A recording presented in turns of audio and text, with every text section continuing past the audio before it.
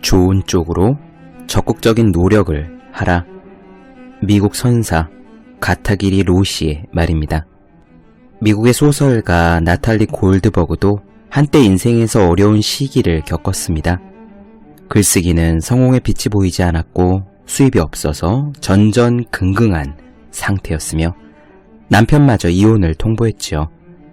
모든 것을 잃어버린 그녀에게 우울증까지 찾아왔습니다. 그런 그녀에게 명상을 지도하던 로시 선사가 말했어요. 좋은 쪽으로 적극적인 노력을 기울이세요. 그로부터 몇 년 뒤 나탈리는 뼛속까지 내려가서 써라 라는 책으로 일약 스타 작가가 됩니다. 오프라 윈프리 쇼에서는 그녀의 삶과 작가 인생을 동행 취재하기도 했습니다.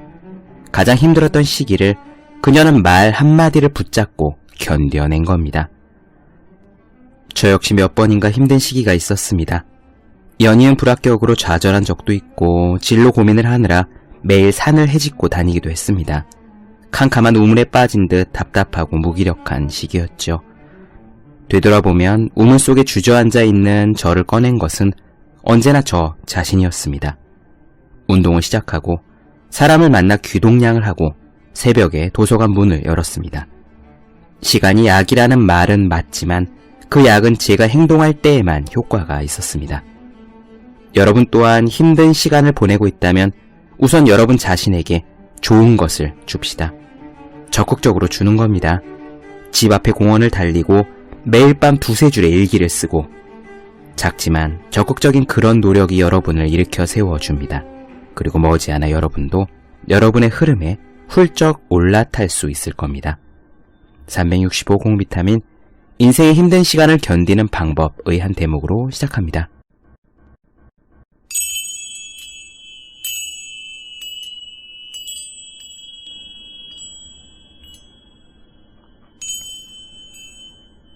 네, 안녕하세요. 본격 공부작업 팟캐스트 서울대는 어떻게 공부하는가 한지우입니다. 우린 지금 앤서니 라빈스의 내 안에 잠든 거인을 깨워라를 보고 있습니다. 거의 끝자락에 와 있어요. 오늘은 아이덴티티, 정체성에 대한 이야기입니다. 아이덴티티란 나는 누구인가 라는 질문에 대한 답입니다. 여러분들께서는 여러분의 아이덴티티를 어떻게 정의하십니까? 잠깐 생각해 보시죠. 당신은 누구입니까?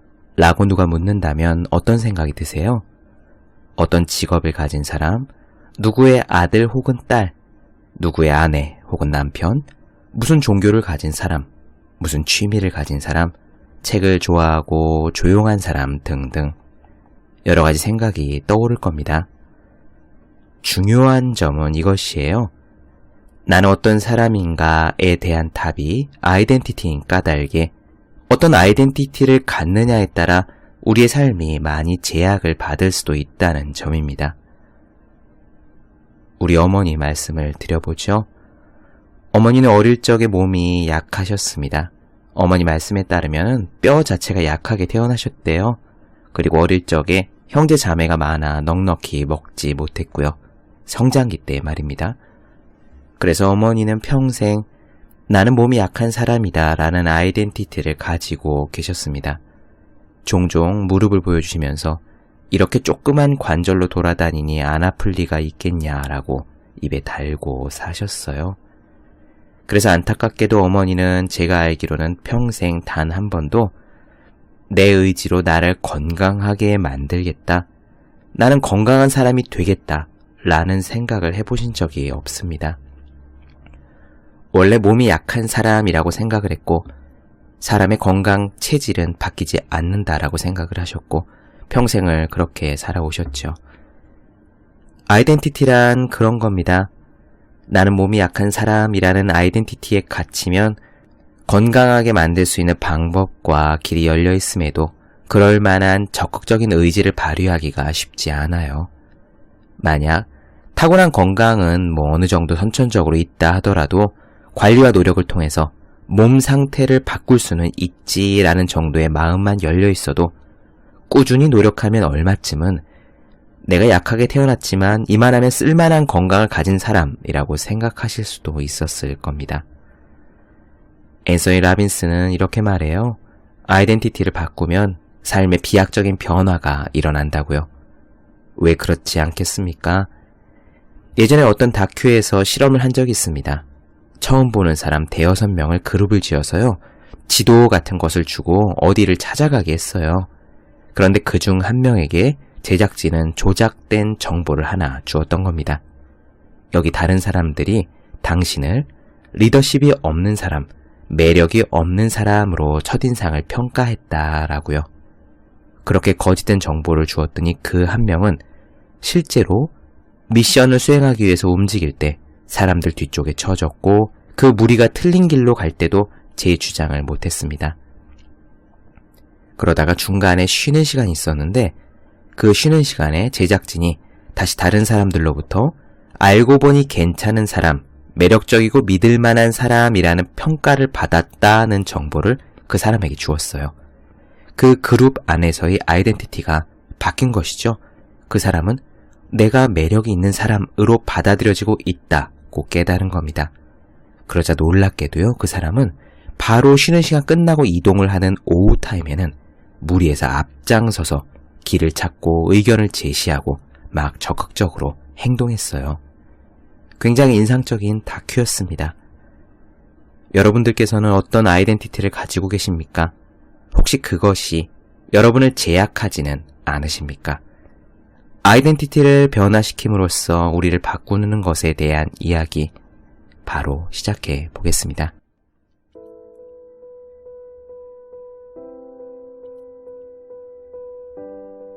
이 세상에 그 어떤 위대한 것도 위대한 사람이 없이는 이루어질 수 없고 사람은 스스로 위대해지기로 작정했을 때만 위대해진다. 샤를 드골의 말입니다. 우리는 우리 자신에 대해서 어떤 아이덴티티를 가지고 있다. 우리가 할 수 있든 없든 그리고 가능하다고 생각하든 아니든 그 아이덴티티는 우리의 진정한 능력과 관련된 사항이라기보다는 우리가 누구인가에 대한 믿음의 작용이라고 볼 수 있다. 어떤 것을 할 수 없다고 생각할 때는 나는 그런 건 절대 못할 거예요 라고 하거나 나는 그런 일을 잘할 수 있는 사람이 아니에요 라고 말하면서 그 제한적인 아이덴티티의 장애물을 만나는 것이다. 물론 아이덴티티를 갖고 있는 것이 항상 나쁜 것만은 당연히 아니다. 자기 자신을 범죄자나 거짓말쟁이로 인식하지 않는 것은 대단히 중요한 일이다. 어쨌거나 우리의 능력을 얼만큼 사용하느냐 하는 것은 자신의 아이덴티티에 달려있다.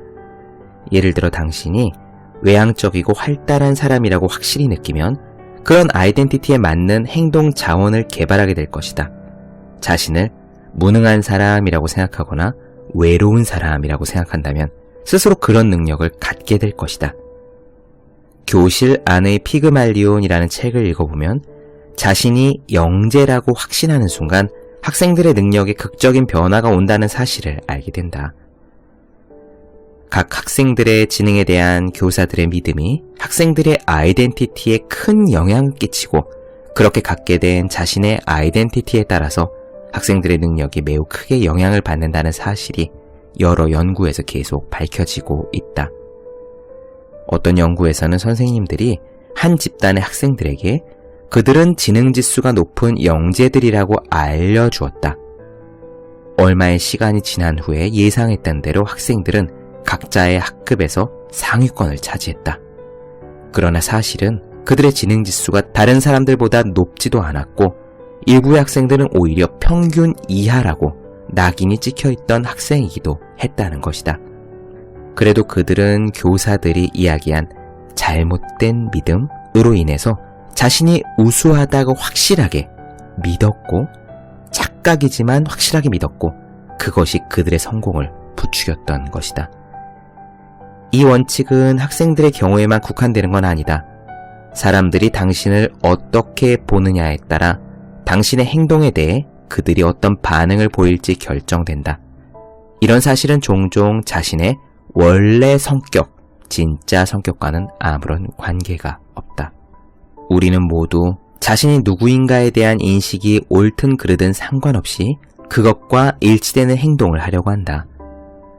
모든 인간들은 일관된 행동을 하고 싶은 강한 욕구를 가지고 있기 때문이다. 바꾸어 말하면 자신의 아이덴티티를 지키는 것에서 우리는 엄청난 내적 보상을 받는다는 이야기다. 우리가 말과 행동에 일관성이 있는 사람을 어떻게 부르는가? 우리는 그런 사람을 믿을 수 있고 충성심이 있고 꾸준하고 안정적이고 이성적인 사람이라고 말한다. 주변 사람들이 당신을 두고 이렇게 평가한다면 어떤 느낌이 드는가? 생각만 해도 기분이 좋지 않은가? 하지만 랄프 왈도 에머슨은 이렇게 말했다. 어리석은 일관성은 옹졸한 마음의 장난에 불과하다라고. 피그말리온 효과는 반대로도 작용한다. 당신이 만약 학습에 장애가 있는 사람이라고 스스로 확신하면 그것은 바로 자성적인 예언이 되어버린다. 그것은 당신의 학습 방법이 좋지 않다고 믿는 것과는 다른 문제다. 대부분의 사람들은 방법을 바꾸는 것은 훌륭한 선생님만 있으면 된다고 간단하게 생각한다. 그러나 자기 자신을 바꾸는 것은, 특히 자신이 어떤 사람인가에 대한 인식을 바꾸는 것은 거의 불가능하다고 알고 있다. 사람들은 보통 나는 원래 이런 사람이에요 라는 말을 입에 달고 산다. 그 말은 곧 자신을 바꾸는 것은 영원히 불가능한 문제라는 것을 의미한다. 하지만 우리는 주위에서 아이덴티티를 바꿈으로써 굉장한 변화가 일어난 예를 볼 수 있다. 그런 이야기를 들은 적도 있을 것이다. 예를 들면 범죄자라든가 마약을 하던 사람이 어떤 종교를 갖게 됨으로써 자신이 기독교인, 유대교인, 불교인이 되면서 스스로 마약쟁이라는 생각에서 벗어나 나는 기독교 신자다, 가톨릭 신자다, 불교 신자다라고 스스로의 아이덴티티를 확신하는 순간 그의 행동이 싹 바뀌었다는 이야기 들어보지 않았는가? 자신이 누구인가에 대한 새로운 믿음을 갖게 되면 우리의 행동은 그 새로운 아이덴티티를 뒷받침하기 위해 자동적으로 바뀌게 된다.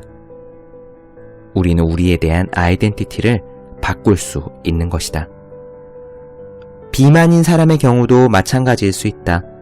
자신의 아이덴티티를 뚱뚱한 사람에서 활력 있고 건강하며 운동을 좋아하는 사람으로 바꿀 수 있다. 이렇게 아이덴티티 차원에서 변화가 일어나면 다이어트부터 운동에 이르기까지 모든 행동이 바뀌게 되고 자신의 새로운 아이덴티티에 맞도록 장기적으로 신체적인 변화를 일으키게 될 것이다. 단순한 말장난처럼 들릴지 모르지만 이것은 개인적으로 훨씬 더 깊은 차원에서 심오한 변화를 경험하게 하는 것이다. 아이덴티티를 바꿀 수 있다라고 내가 이야기하면 사람들은 이렇게 반문한다. 내 아이덴티티라는 것은 내가 겪은 경험들에 의해서 제약되는 것 아닙니까? 하지만 그렇지 않다. 그것은 자신의 경험 그 자체가 아니다. 그 경험에 대한 판단, 해석에 의해 제약을 받는 것이다. 우리의 아이덴티티는 자신이 누구인가에 대해 스스로 내린 결정에 불과하다. 우리는 자기가 자신에게 붙인 상표와 같은 사람이 되는 거다. 그러므로 자신의 아이덴티티를 정의하는 방법에 따라 우리의 운명도 바뀌게 된다. 네, 어떻게 들으셨습니까? 이 건강과 아이덴티티에 대한 부분에서 제 경험을 하나 말씀드릴 수 있을 것 같아요. 저는 지금 계속 운동의 중요성을 말씀드리고 저도 틈나는 대로 운동을 하려고 애쓰는 사람이지만요. 사실 지금으로부터 20년 전 제가 초등학교, 중학교 이쯤에서는요. 저는 이렇게 운동을 좋아하는 사람도 아니었고 잘하는 사람도 아니었습니다. 어느 편이냐 하면 오히려 운동과 거리가 먼 뚱뚱한 모범생에 가까웠죠. 학교 체육 시간에 하는 뛰임틀은 거의 넘지 못했고 매트를 깔고 앞구르기를 하면 떼구르 굴러서 서지 못했습니다. 축구는 더 못했고요. 제가 잘하는 운동이라고는 공 멀리 던지기, 팔굽혀 펴기, 윗몸 일으키기 정도였던 것 같아요. 저는 제가 한 번도 달리기를 잘하는 사람, 오래 뛰는 사람, 운동을 좋아하는 사람이라는 생각을 하지 않고 살았습니다. 저의 초등학교 때, 중학교 때 이야기입니다. 친구들이 체육 시간에 축구에서 저를 끼워줘도 저는 항상 수비 위치에 있었고 상대편의 빠른 공격수들에게 금세 저의 자리를 내어주는, 그저 사람이 없어야 겨우 팀에 들어갈 수 있는 그런 친구였죠. 제가 본격적으로 운동을 많이 하기 시작한 것은 대학교 이후입니다. 고등학교 때도 운동을 하려고 했지만 그것은 운동 자체가 아니라 공부를 잘 하기 위해서, 체력을 유지하기 위해서 달리기를 한 거고요. 운동이 좋아서 무언가 움직이기 시작한 것은 대학교 입학 이후였습니다. 그리고 어쨌거나 꾸준히 운동을 한 지 15년이 훌쩍 지났죠. 방송에서 말씀드린 적이 있었던지 모르겠습니다만 제가 늦게 간 군대에서 그 육군에는 특급전사라는 게 있거든요. 체력 검사입니다.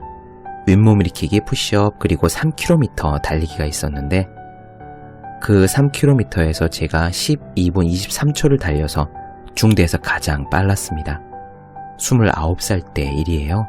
20대 초반에 다른 친구들과 함께 뛰며 얻었던 기록입니다. 지금 저는 저에 대해서 그렇게 생각합니다. 운동을 좋아하고 움직이는 것을 좋아하고 근육량이라든가 지구력이 제 나이 때 보통 사람들보다는 훨씬 낮고 이런 것이 저의 아이덴티티가 된 거죠. 지난 생일 때 제 동생이 선물로 스마트 밴드를 하나 사주었는데 심박수 체크가 되는 그런 거였거든요. 이 스마트 밴드와 연동되는 스마트폰의 어플을 보면은 제 운동에 대한 기록이 나와 있습니다. 그런데 재미있는 게요, 제가 그 어플을 이리저리 뒤지다 보니까 전 세계에 제 나이대의 모든 사람들 중에서 저의 운동량, 활동량이 우수함과 매우 잘함 사이에 있대요. 제 나이 또래 보통 사람들보다 열심히 운동을 하는 사람이라는 뜻입니다. 저는 확고하게 그렇게 생각하죠. 저는 운동을 좋아하는 사람이다. 그리고 운동하려고 애쓰는 사람이다. 체력이 괜찮다. 이것이 저의 지금 아이덴티티가 되었습니다. 20년 전과는 정반대가 되어버린 것이죠.